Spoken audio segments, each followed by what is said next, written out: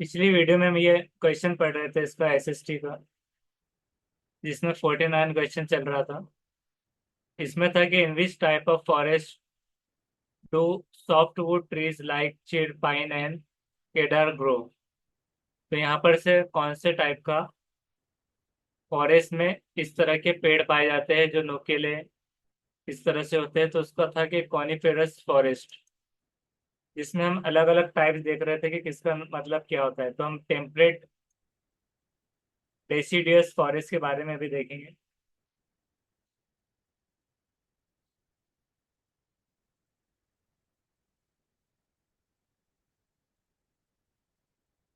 तो जिसके बारे में हमने जाना था कि टेम्परेट डेसिडियस फॉरेस्ट ये जो है तो एक मेजर बायोम है अर्थ पर, जो कवर करते 9.69% ग्लोबल लैंड एरिया। और वो फाउंड होते हैं मिड लैटिट्यूड रीजन्स पर, पोलर रीजन में और ट्रॉपिक्स में। जबकि जो है तो डिस्टिंक्ट सीजन्स में cold winter and hot wet summer में ये पाए जाते हैं।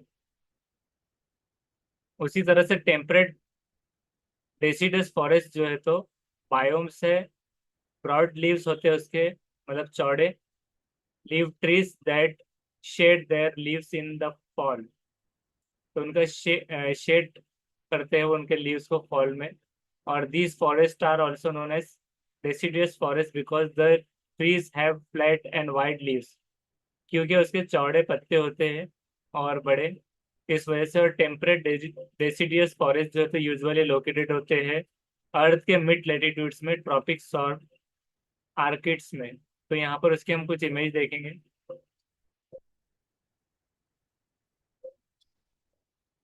इस तरह से ये फॉरेस्ट बताए जा रहे हैं, जिसमें इस तरह का हमने हमेशा देखा है, इसका पत्ता जो है तो चौड़ा आता है। और कॉनिफेरस जो है तो उसके अंदर नुकीले पत्ते रहते हैं।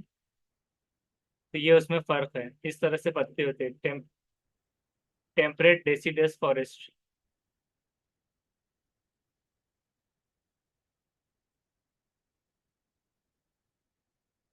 उसी तरह से ट्रॉपिकल डेसिडियस, पहले तो टेम्परेट डेसिडियस फॉरेस्ट हो गया, अब यहाँ पर भी डेसिडियस है, लेकिन ये ट्रॉपिकल डेसिडियस है। तो ये क्या होते हैं वो देख लेते हैं।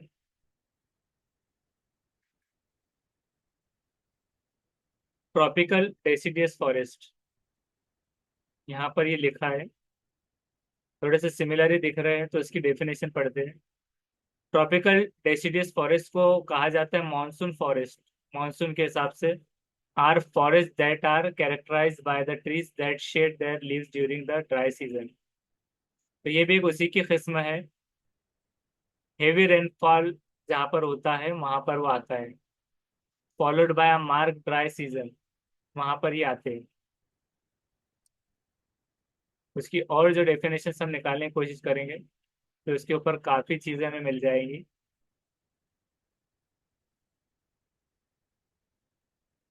यूपीएससी में भी ये सवाल आता है।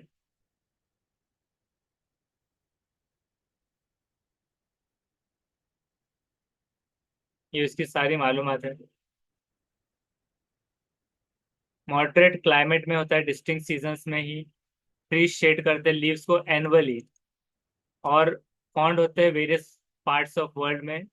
रिच बायोडाइवर्सिटी होती है प्लांट और एनिमल स्पेशीज में। ये सारी उसकी इंफॉर्मेशन है, एनुअल रेनफॉल के हिसाब से ये आते हैं। क्लाइमेट जो है तो dry season with hot summers and relatively cool winter में आता है। तो ये इस तरह से ये सारे नेम्स थे फॉरेस्ट के, जिसमें से हमारे पास जो सॉफ्टवुड ट्रीज के हिसाब से आएगा, सॉफ्टवुड ट्रीज चिर पाइन और केडर, तो वो कॉनिफेरस फॉरेस्ट के अंदर आ जाता है। एक मरतबा फिर से कॉनिफेरस को देख लेंगे। पिछली हमने क्लास में उससे देखा था कि कॉनिफेरस जो फॉरेस्ट होते हैं इस तरह से नुकीले टाइप में आते हैं, नुकीले पत्तों की तरह,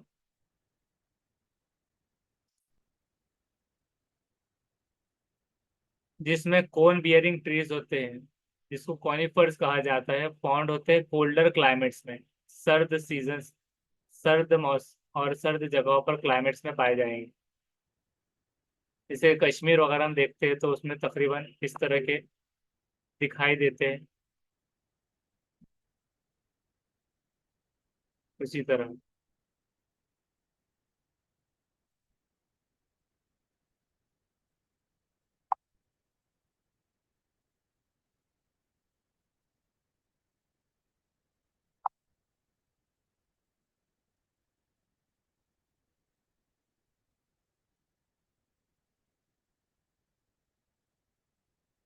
नेक्स्ट क्वेश्चन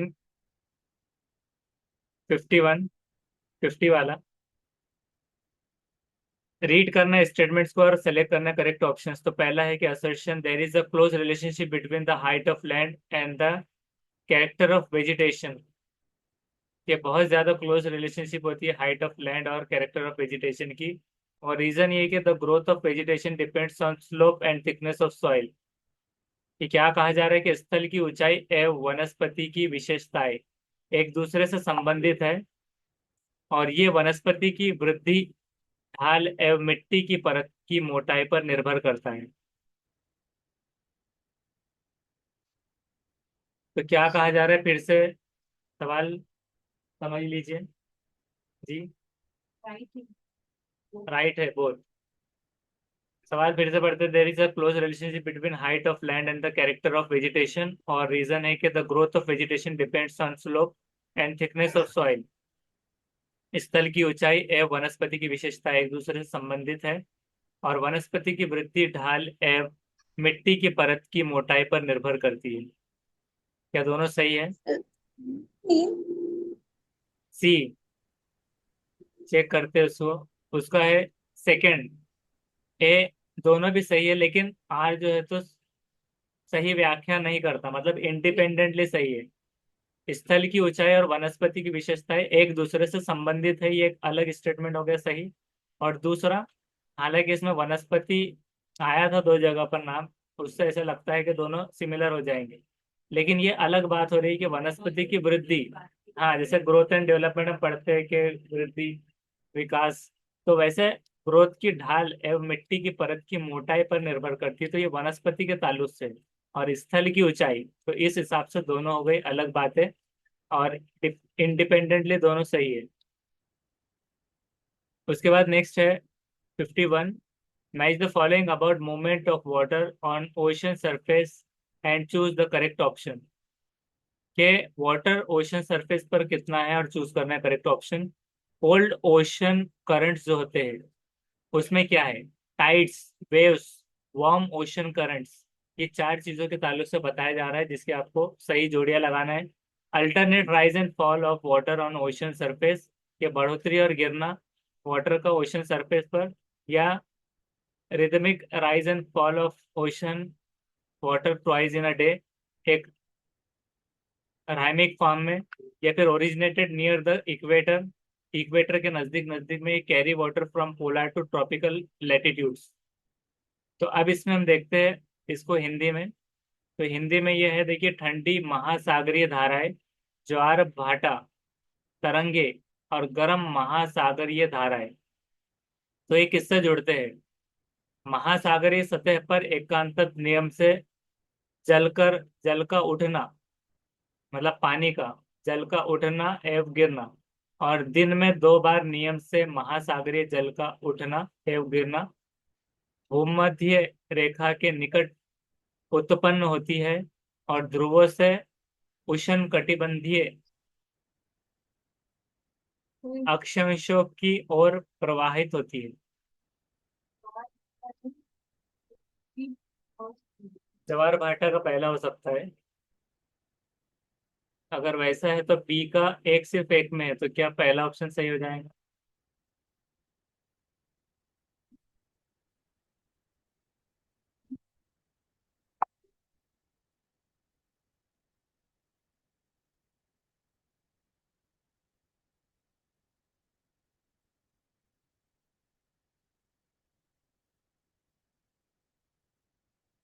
तो हम चेक करते हैं।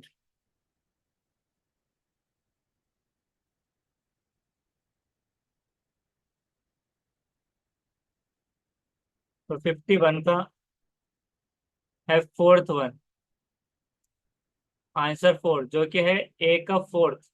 मतलब जो ठंडी महासागरीय धाराएं होंगी तो ध्रुवों से उष्ण कटिबंधीय अक्षांशों की ओर प्रवाहित होना, यानी कि इसको और हिंदी में इंग्लिश में समझते हैं कि जो कोल्ड ओशन करंट्स होते हैं, मतलब कोल्ड ओशन के करंट्स तो कैरी करते हैं वाटर को from polar to tropical latitudes पर। दूसरा, जब बी का सेकंड है तो मतलब क्या है कि टाइड्स जो होते हैं, टाइड्स जिसको क्या कहते हैं हम, जवार भाटा कहते हैं। टाइड्स जो लहरें वगैरह अलग अलग आते हैं ये, तो जवार भाटा, तो इसका क्या हो जाएगा, इसका सेकंड के मतलब सेकंड की सेकंड सेम थी। तो ये rhythmic rise and fall of ocean water के जो समंदर का पानी है ट्वाइस इन अ डे, कि उसको बढ़ना और गिरना टाइड्स में आ जाएगा। जवार भाटा क्या है कि दिन में 2 बार नियम से महासागरीय जल का उठना और गिरना, ये कहलाता है जवार भाटा। उसके बाद अगर तरंगों की बात की जाए तो उसका है फर्स्ट, वेव्स क्या है कि alternate rise and fall of water है ऑन ओशन सरफेस, कि जब आप समंदर के किनारे होते हैं तो अल्टरनेट कभी भी मतलब अल्टरनेट वे में कभी राइज हो रहा है एंड फॉल हो रहा है वाटर का, यानी कि तरंगों का मतलब है कि महासागरीय सतह पर एकांतर नियम से जल का उठना और गिरना। उसी तरह से डी का है थर्ड, डी क्या था कि गर्म महासागरीय धाराएं, ठंडी महासागरीय जब थी तो ध्रुवों से उष्ण कटिबंधीय ये था, और अब गर्म जब महासागर धाराएं है तो वो है महासागरीय सतह पर एकांतर नियम से जल का, डी का फोर्थ थर्ड ये वाला, भूमध्य रेखा के निकट उत्पन्न होती है। भूमध्य रेखा, अब हम इसको देखते हैं इंग्लिश में कि वार्म ओशन करंट जो है तो ओरिजिनेट होती है नियर द इक्वेटर। तब उसको आपको अब याद कैसे रखना है, अब ये हमने जवाब देख लिए। अब उसको याद ऐसे रखेंगे कि जो वार्म ओशन करंट्स होता है वार्म, तो उससे ये याद रखना है कि जो गर्म जो समंदरी लहरें होंगी करंट जो होंगे तो वो इक्वेटर के नजदीक में होंगे, उसको इक्वेटर से याद रख लेना है कि इक्वेटर वार्म ओशन। और जो कोल्ड ओशन का था तो कोल्ड का हमने क्या देखा था, फोर्थ। तब इसको कैसे याद रखेंगे, carry water from polar to, तो वार्म का इक्वेटर एंड कोल्ड का पोलर, पोलर टू ट्रॉपिकल।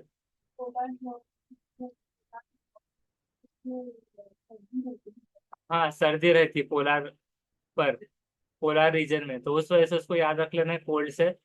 फिर टाइड्स एंड वेव्स है, तो वेव्स मतलब सिर्फ लहरें, जो आम लहरें हैं, तो उसको याद रख लेना है कभी भी alternative rise and fall of water on ocean surface. और जो टाइड्स है उसको 2 बार से याद रखना है, टाइड्स। तो टाइड के हिसाब से आप उसको याद रख सकते हैं कि rise and fall of ocean water twice in a day. तो ये याद हो गया। अब चलते हैं नेक्स्ट क्वेश्चन की तरफ। Choose the correct option, monsoon winds are, के जो मानसून विंड्स होते हैं, मतलब क्या है कि मानसून पवनें जो होती है तो वो क्या होती है, ग्रहीय पवनें होती है, मौसमी पवनें होती है, स्थायी पवनें होती है कि स्थानीय पवनें होती है। स्थायी और स्थानीय दोनों में क्या डिफरेंस है कि लोकल विंड्स के मतलब इसको कहेंगे स्थानीय, स्थान मतलब एक जगह, तो लोकल जैसा लोकल एरिया लोकल एड्रेस, और परमानेंट मतलब हमेशा का, तो स्थानीय स्थायी रूप से मतलब परमानेंट वे से। और सीजनल विंड्स या फिर प्लेनेटरी विंड्स, ग्रहीय पवनें और मौसमी। तो क्या है मॉनसून विंड्स क्या होती है, क्या लगता है आपको, बताइए।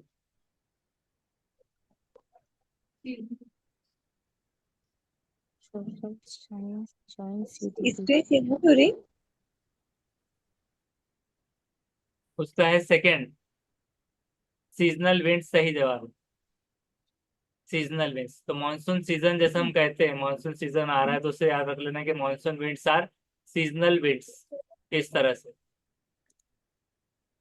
उसके बाद में अब देखते हैं next question, which of the following represent correct matching of the सर लेयर इसका ऑफ एटमॉस्फेयर। सोशल साइंस ही है ना मेरे को।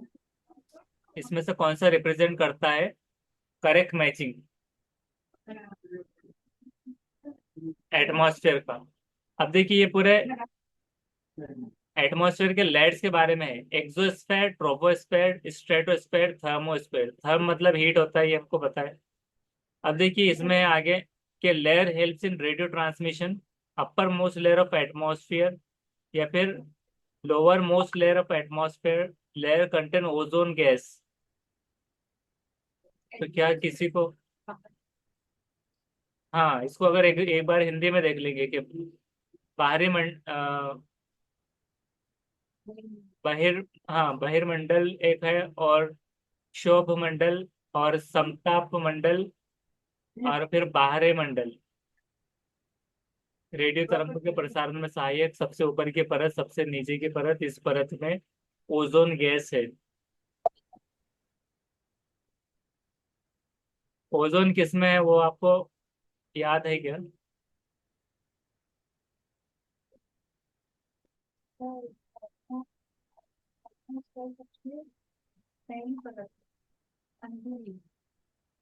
क्योंकि इसमें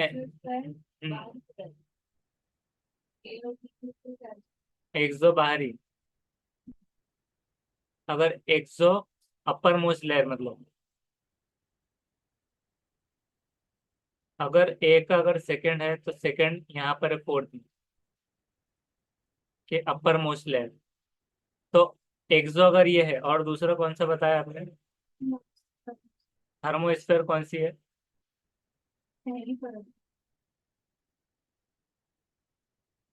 कौन सा ऑप्शन नंबर?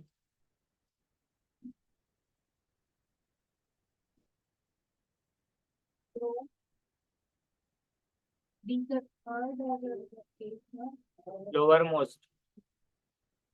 तो बी का थर्ड अगर हो, और सी अगर स्ट्रेटोस्फेयर में अगर ओजोन गैस हो, और थर्मोस्फेयर में रेडियो ट्रांसमिशन हो, तो हम पहले देख लेते हैं कि क्या इसका आंसर सही है आपका। तो फोर्थ बिल्कुल सही जवाब है।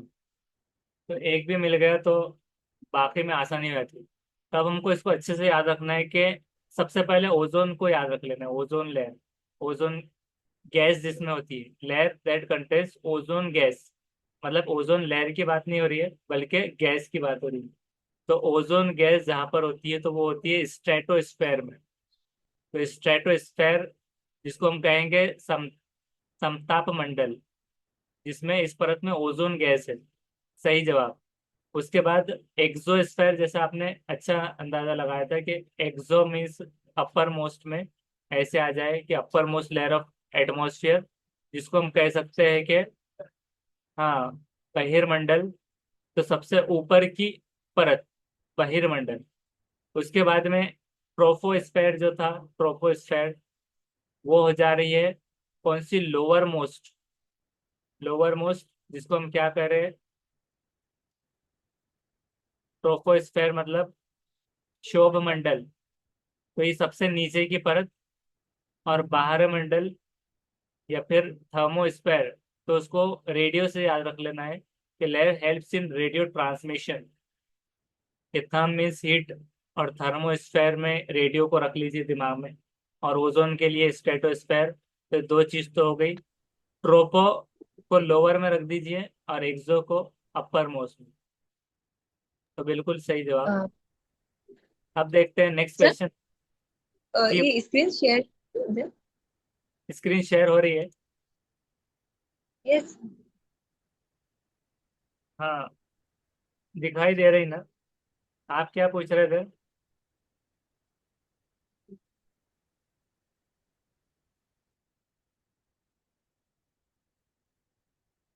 अब जो है तो नेक्स्ट क्वेश्चन है कि matching the regions with the animal use for transport in this region and choose the correct option.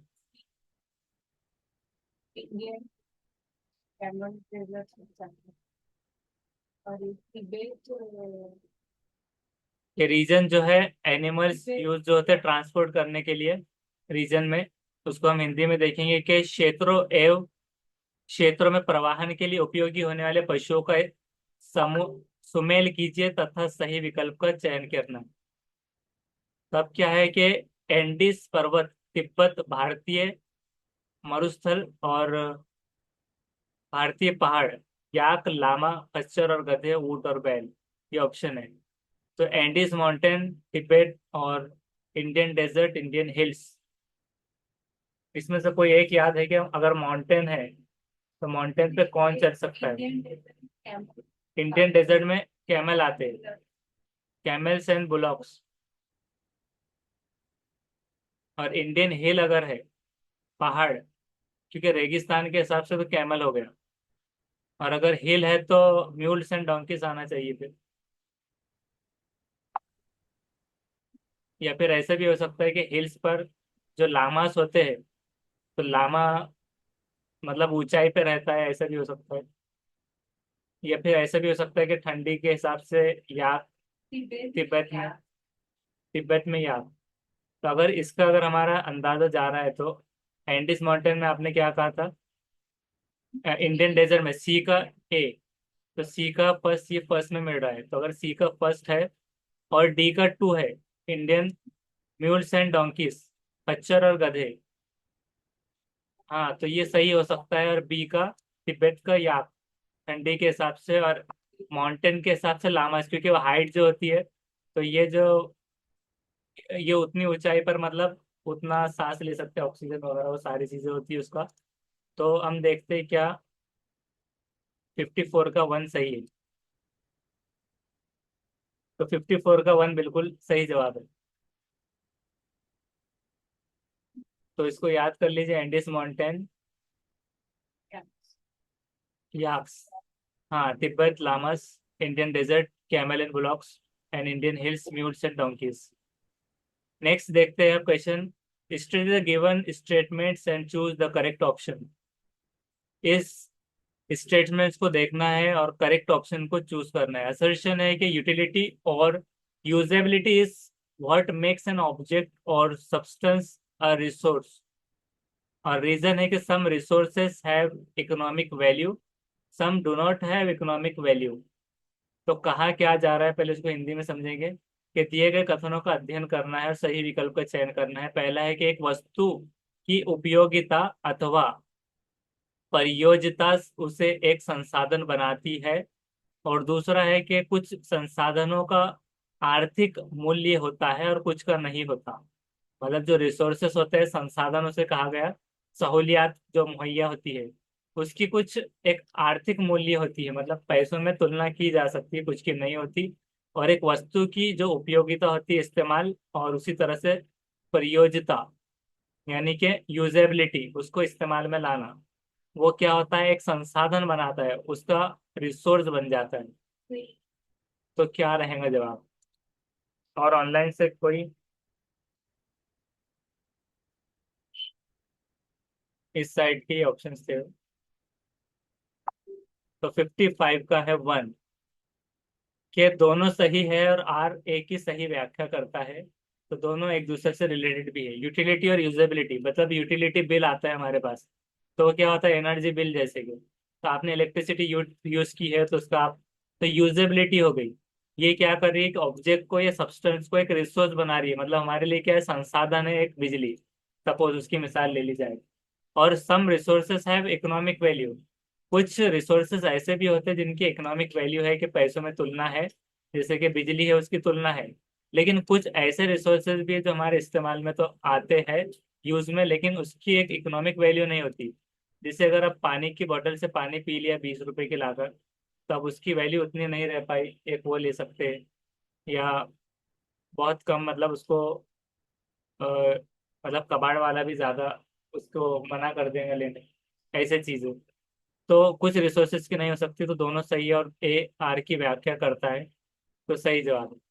उसके बाद है next 56, how can we citizens and teachers help in conserving plants and animals, choose the correct statements from the following. कि हम लोग कैसे शहरी और teacher help कर सकते हैं कंजर्विंग करने में, तहफ्फुज में प्लांट्स और एनिमल्स का। चूज कीजिए सही। पहला है कि planting of trees by students and community members. दूसरा है कि dumping of garbage in vacant spaces and parks. तीसरा है organise student visit to nature camps. चौथा है national parks can be developed as a tourist spots.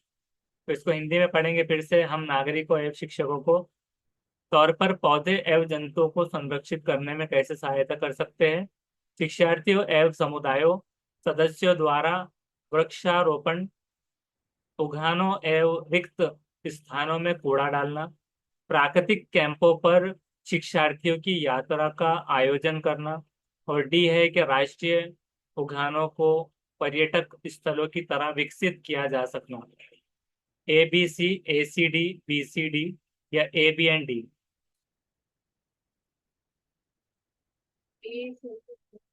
ये सही है। बी गलत, कूड़ा डालना। कैंप और यात्रा का आयोजन, ये पॉजिटिव दिख रहा है। इसको इंग्लिश में और पढ़ लीजिए। नेशनल पार्क भी बनाए जा सके, ये पॉजिटिव। तो अब क्योंकि एक ही गलत है, तो जिसमें ऑप्शन बी नहीं है तो वो कौन सा है? ACD, सेकेंड वाला। तो हम देखते हैं कि क्या सेकेंड सही है। तो बिल्कुल सही जवाब है। तो ये छोड़कर ये तीनों सही है। नेक्स्ट है 57, read the following and choose the correct methods of soil conservation. इनमें से सही मेथड मिट्टी के तहफ्फुज का ये चूज करना है। Over use of chemical fertilisers, mulching, counter barriers, shelter belts.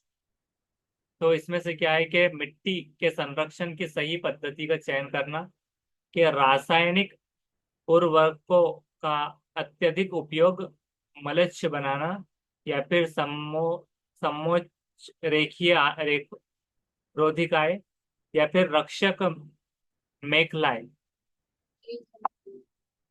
ये गलत अगर हो तो जिसमें BC एंड D हो, क्या ये रहेगा फोर्थ वाला? ओवर यूज केमिकल फर्टिलाइजर्स का नहीं करना, बाकी mulching, counter barriers, shelter belts हो सकते हैं। तो देखते हैं क्या ऑप्शन फोर्थ है। तो बिल्कुल सही। अभी तक बहुत अच्छे से सही जवाब आ रहे हैं ये सब। नेक्स्ट है 58, रीड द फॉलोइंग स्टेटमेंट्स।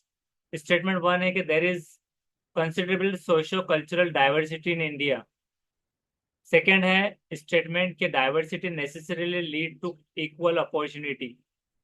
तो हम इसको पढ़ते हैं कि भारत में यथेष्ट बहुत सामाजिक सांस्कृतिक विविधता है, और बी है कि विविधता अनिवार्य रूप से समान अवसर की ओर प्रेरित करती है।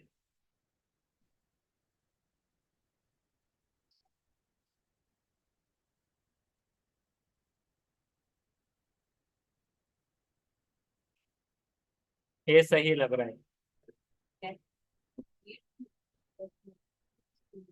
दोनों सही लग रहे हैं।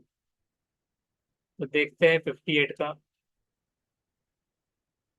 58 का है थर्ड वाला, जो कि थर्ड में क्या था? A ट्रू है लेकिन B फॉल्स है, कि डाइवर्सिटी जो है, विविधता अनिवार्य रूप से समान अवसर की ओर प्रेरित करती है। समान अवसर नहीं रहेंगे, मतलब इक्वल अपॉर्चुनिटीज की तरफ नहीं जाएगा डाइवर्सिटी। सोशो क्योंकि सोशो कल्चरल डाइवर्सिटी है, ये चीज मान ली जा सकती है। और सोशो कल्चरल डाइवर्सिटी क्या है, ये जानने के लिए आपको इसकी डेफिनेशन एक बार देखना होगा। तो हम चलते हैं उसकी डेफिनेशन की तरफ, कि सोशो कल्चरल डाइवर्सिटी क्या होती है। ये देखिए इस तरह से, जिसमें क्या है कि कल्चर है, एज है, जेंडर है, मतलब ये सारे चीजें उसमें आते हैं। सोशल ऑर्गेनाइजेशन है, रिलीजन्स है। तो डेफिनेशन अगर उसकी देखी जाए तो क्या हो जाएगा कि सोशो कल्चर एक फ्रेमवर्क है जिसके अंदर रिस्पॉन्सिबिलिटीज होती है, ह्यूमन रिस्पॉन्सिबिलिटी। और अगर उसकी शॉर्ट डेफिनेशन अगर देखा जाए तो ये है कि socio cultural diversity is the presence of people from different cultures और societies within a community और organisation, and the variety of cultural elements that make up their identities. जैसे कि उनकी लैंग्वेज के आधार पर, रिलीजियस बिलीफ्स के आधार पर, art, music, diet, और जो कॉस्ट्यूम वगैरह रहेंगे, कस्टम्स, ये सारी चीज़ों के आधार पर वो जाना जा सकेगा। ये हो गई कल्चरल डाइवर्सिटी।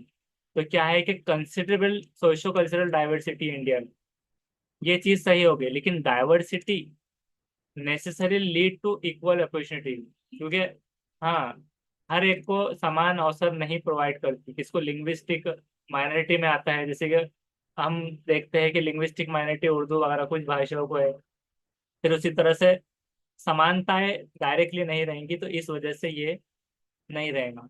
उसके बाद है next question 59। Match the following fixing people into one image.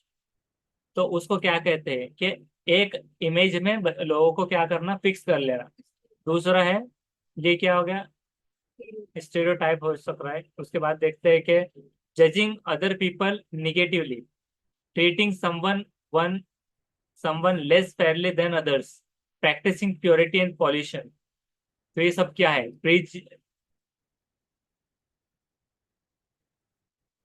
प्रेजुडस, जिसको हमने कल पढ़ा था, प्रेजुडस। तो प्रेजुडस उसका प्रोनाउंसिएशन निकलेगा प्रेजुडस। और अनटचेबिलिटी मतलब छूतछाट टाइप में जो अनटचेबिलिटी, स्टेरियोटाइप, डिस्क्रिमिनेशन, भेदभाव। इसको एक बार हिंदी में पढ़ते हैं कि लोगों को एक ही छवि में बांधना क्या रहेगा। तो दूसरा, दूसरे लोगों को नकारात्मक रूप से देखना या मानना, किसी के साथ दूसरों को तो नकारात्मक रूप से देखना या मानना, ये भेदभाव के अलावा यहाँ छूतछात में आ सकता है। फिर किसी के साथ दूसरे की अपेक्षा असमुचित रूप से व्यवहार करना, ये भेदभाव में आ सकता है। शुद्धता और अशुद्धता को मानना, तो ये भी आ सकता है भेदभाव में। कि प्रैक्टिसिंग प्योरिटी एंड पॉल्यूशन, तो अनटचेबिलिटी ये आ सकता है ज्यादा। प्रैक्टिसिंग, तो अगर हम डी को टू करते हैं तो हम देखते हैं डी का टू कहाँ पर आया, तो एक ही में आया है। तो सी का फोर्थ होगा कि अब हम देखेंगे।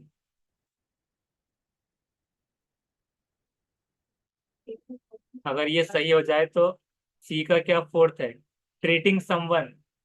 हाँ, ए का थर्ड भी आ रहा है, fixing people into one image, stereotype, बराबर। तो ये ए का थर्ड भी मैच हो रहा है, और treating someone less fairly than others. तो इसका अगर फोर्थ हो जाए, डिस्क्रिमिनेशन, के मतलब भेदभाव, किसी को मतलब दूसरों की तुलना में कम अहमियत देना। उसका मतलब क्या था, किसी के साथ दूसरे की अपेक्षा असमुचित रूप से व्यवहार करना, भेदभाव करना यानी। उसके बाद जजिंग अदर पीपल निगेटिवली, तो प्रीजुडिस, जैसे कि वो राजा राम मोहन राय के उसमें, ये कल पढ़ा था हमने कल के लेक्चर में, प्रेजुडिस अदर पीपल निगेटिवली। तो हम देखते हैं इसका आंसर। इसका बिल्कुल सही जवाब है वन, सही है। हाँ, तो इसको एक बार और अच्छे से याद रख लीजिए। ए का है three, fixing people into one image, stereotype, judging other people negatively, prejudice. और उसके बाद में treating someone less fairly than others, उसका है discrimination, practising purity and pollution, untouchability. Next, ये याद हो गया। अब अगले सवाल पर चलते हैं। Who is responsible for measuring land and keeping land records in village. कौन जिम्मेदार होता है मेजर करने, भूमि को नापने और उसका रिकॉर्ड रखने का, उत्तरदायी कौन कहलाता है। थानेदार, खंड विकास अधिकारी, पटवारी या ग्रामीण प्रशासनिक अधिकारी या जिला अधिकारी।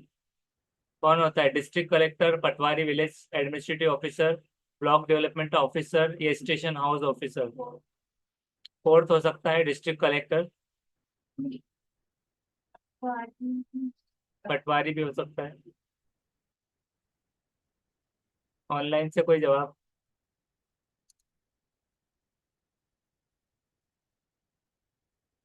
उसका है थर्ड सही, कि पटवारी या विलेज एडमिनिस्ट्रेटिव ऑफिसर जो रहता है वो रिस्पॉन्सिबल होगा मेजर करने land and keeping land record in a village. क्योंकि डिस्ट्रिक्ट कलेक्टर तो, ये विलेज की बात आ गई तो डिस्ट्रिक्ट का, जैसा जिला कलेक्टर तो तहसील, तहसील से जुड़ गया वो चीज। और पटवारी या फिर विलेज एडमिनिस्ट्रेटिव ऑफिसर। और स्टेशन हाउस तो स्टेशन का जिक्र नहीं था, ब्लॉक डेवलपमेंट वाला भी नहीं था। तो पटवारी या ग्रामीण प्रशासनिक प्रशासनिक अधिकारी ये रहेंगे। उसके बाद है 61, मैच द फॉलोइंग। जिला परिषद, ग्राम सभा, वार्ड कमेटी, कॉरपोरेशन, ये कहाँ कहाँ पर होता है। तो देखिए, कॉरपोरेशन क्या सिटी में होता है, तो म्यूनिसपैलिटीज आती है। जैसे कि अगर कॉरपोरेशन के इलेक्शन हो तो म्यूनिसपैलिटीज में आ जाएगा। तो अगर एक का आपको अगर मिल गया, तो उससे आपको देखना है कि क्या मैच हो रहा है। तो डी का थ्री कहाँ पर है, डी का थ्री एक ही उसमें है, तो आपका पूरा आंसर सही हो सकता है। अगर आपका डी का थ्री म्यूनिसपैलिटीज है, तो फिर सी का 4 हो जाएगा वार्ड कमेटी का डिस्ट्रिक्ट कलेक्टर, और बी का जो ग्राम सभा था उसका हो जाएगा मेयर, और उसी तरह से जिला परिषद का हो जा रहा है विलेज। तो इस बार ये जोड़ी जो है तो दोनों सिमिलर थे, बाकी ऊपर नीचे ये था जिला परिषद विलेज। अब कभी कभार ऐसा लगता है कि जिला परिषद तो औरंगाबाद में भी है, जिला परिषद स्कूल। तो अब हम इसको ऑफिशियल आंसर की से एक बार देख लेंगे। 61। तो 61 का फर्स्ट आ रहा है। क्यों? क्योंकि जिला परिषद से थोड़ा मैच नहीं आ पा रहा था इस सिलसिले।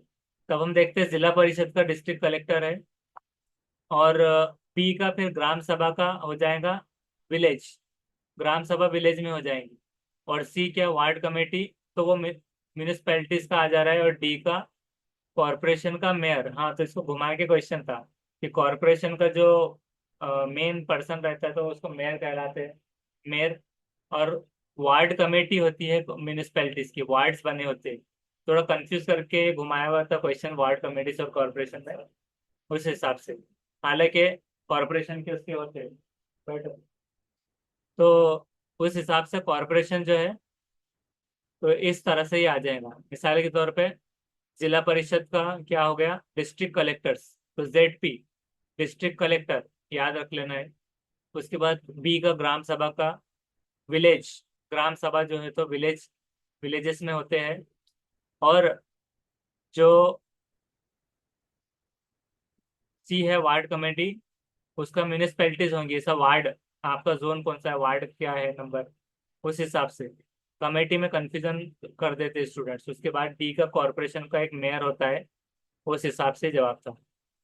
नेक्स्ट देखते हैं 62। विच of the following examples would you give in a class while explaining the term casual worker? कि इनमें से कौन सी एग्जाम्पल आप बच्चों को क्लास में देंगे एग्जाम एक्सप्लेन करते हुए टर्म कैजुअल वर्कर की तरह। अब कैजुअल वर्कर मतलब क्या हो जा रहा है कि अनियमित मजदूर। कैजुअल वर्कर मतलब अनियमित, मतलब नियमित नहीं है, अनियमित मजदूर है। या फिर उसको कहा जा सकता है कि श्रमिक शब्द की कक्षा में व्याख्यात करते हुए आप निम्नलिखित में से कौन सा उदाहरण प्रस्तुत करेंगे। तो उसमें पहला है कि निर्माण स्थल पर काम करने वाला मिस्त्री, घरेलू सहायिकाएं, राष्ट्रीय राष्ट्रीयकृत बैंक में बैंक बैंक का कौन सा है, बैंक प्रबंधक।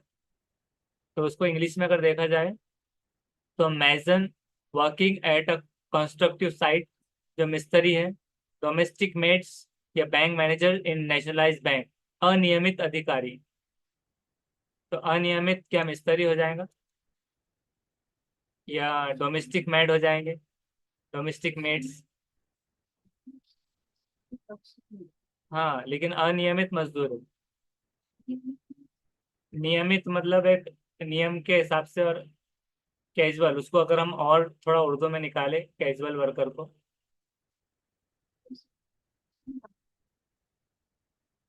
उसकी हम और एक बार अगर डेफिनेशन देख लेते कैजुअल वर्कर क्या होते हैं। कैजुअल वर्कर क्या होता है, पर्सन होता है जो एम्प्लॉय होता है टेम्पररी या पार्ट टाइम बेसिस पर। मतलब उसको नियमित नहीं रहेगा, अनियमित मतलब पार्ट टाइम या temporary. And is not a part of business permanent workforce, कि उसको हमेशा के लिए नहीं रखा जाएगा, तो फिर वो मिस्त्री हो सकता है। हाउसमेड तो मतलब मंथली आते हैं ना।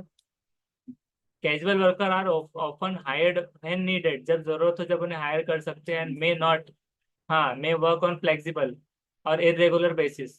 तभी हम इसका पहले जवाब देखेंगे, उसके बाद में ये पेड ऑन आर्ली रेट भी हो सकता है, paid for hours they work. तो हम पहले इसका जवाब देख लेते हैं कि 62 का 1 बराबर है। क्यों? क्योंकि जो है तो अब मिस्त्री है, अगर उसने अच्छे से काम नहीं किया तो दूसरा ला सकते हैं, तीसरा, इस तरह। लेकिन जो डोमेस्टिक मेड्स होते हैं तो घरेलू सहायिकाएं, तो जो नौकर रखेंगे या कुछ भी, तो उसको 1 महीने की पगार देना होगी। वो 2 दिन 3 दिन के लिए, ऐसा नहीं कि आज उसको 2 दिन आ जाएगा, नहीं। तो टेम्पररी बेस पर ये बहुत मुश्किल हो सकता है। तो डोमेस्टिक इसकी मिसाल दी गई कैजुअल वर्कर। उसके बाद में अब है next 63। Read the following statements. ये स्टेटमेंट्स को पढ़ना है। Agriculture labours are seasonal workers. ये एग्रीकल्चरल लेबर जो होते हैं वो सीजनल वर्कर होते हैं। और working on a farm requires operation such as preparing the land, sowing, wedding, weeding and harvesting of crops. तो ये कहा कहा जा रहा है कि खेती हार मजदूर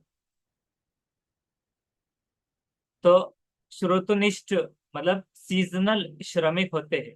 खेतीहार मजदूर सीजनल होते हैं कहा जा रहा है।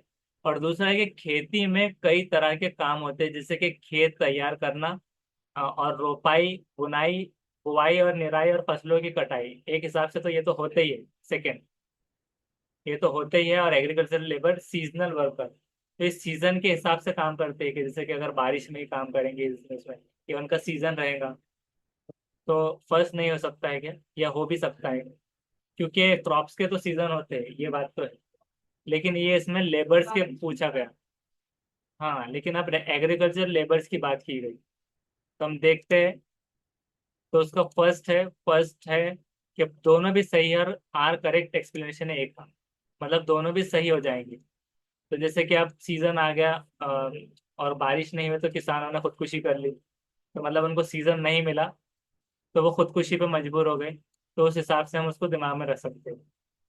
उसके बाद है next, read the following statements and choose the correct options. पहला है कि the disability act 1995 states that persons with special needs have equal right and government should make possible their full participation in society. दूसरा है कि under this act the government has to segregate children with special needs into special school. अब देखिए negative term आ गया, ये CDP का pedagogy वाला है, कि सेग्रीगेशन, लेबलिंग या अलहदा नहीं कर सकते हो स्पेशल नीड्स के बच्चों को। तो क्या ये है कि डिसेबिलिटीज एक्ट 1995 स्टेट करता है person with special need have right equal and right government should make possible, तो ये सही हो सकता है। तो ओनली एज ट्रू ये कर सकते हैं। हाँ, लेकिन ईयर भी याद होना चाहिए। तो 64 का हम देखते हैं, तो बिल्कुल सही है वन। तो सिर्फ पहला सही है, दूसरा गलत है। अब उसके बाद है नेक्स्ट, उसको हम हिंदी में भी पढ़ लेते हैं वैसे। विकलांगता अधिनियम 1995 कहता है कि विशेष आवश्यकता वाले व्यक्तियों को भी समान अधिकार प्राप्त है, सरकार को समाज में उनकी पूरी भागीदारी संभव बनानी चाहिए। और इस अनुच्छेद के अंतर्गत सरकार को विशेष आवश्यकता वाले बच्चों को विशेष विद्यालय में पृथक अलग करना होगा। अब इसमें नेक्स्ट क्वेश्चन है 65, the Hindu succession act 2005 has made it possible for, कि क्या कहा जा रहा है कि हिंदू अधिनियम धारा 2005 ने क्या संभव किया है। माता पिता की संपत्ति में बेटियों को बराबर हिस्सा मिलना, या पुरुषों को उनके बहन के दहेज और संपत्ति में अधिकार।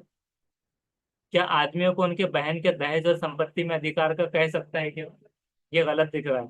और माता पिता की संपत्ति में बेटियों को बराबर का हिस्सा मिलना, ये हो भी सकता है। तो हम अगर जाते हैं ए के साथ, तो एज ट्रू बीस फॉल्स, तो वो थर्ड पे हो जाएगा। तो हम देखेंगे क्या ये सही है। तो थर्ड बिल्कुल सही है। तो एज ट्रू एंड बीस फॉल्स। नेक्स्ट है, विच of the following subjects would come under the state list. इनमें से कौन से सब्जेक्ट्स स्टेट लिस्ट के अंतर्गत में आते हैं। The decision to maintain trade relation with Sri Lanka, the introduction of new 100 rupees note, the decision to introduce midday meals in primary schools, the decision to provide electricity to farmers। तो इनमें से कौन सा सब्जेक्ट स्टेट लिस्ट में आता है। हाँ, तो अभी हम यहाँ पर देखते हैं कि कौन सा राज्य सूची के अंतर्गत आएगा।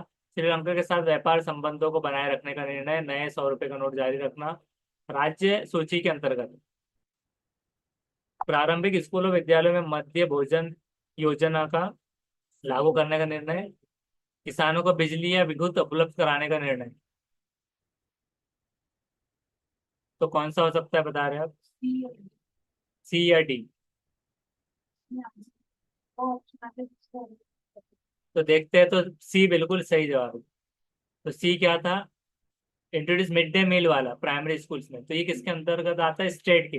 तो अब हम इसको दिमाग में रख लेना कि अब जो सेंट्रल में आएगा तो क्या आ जाएगा, ट्रेड रिलेशन।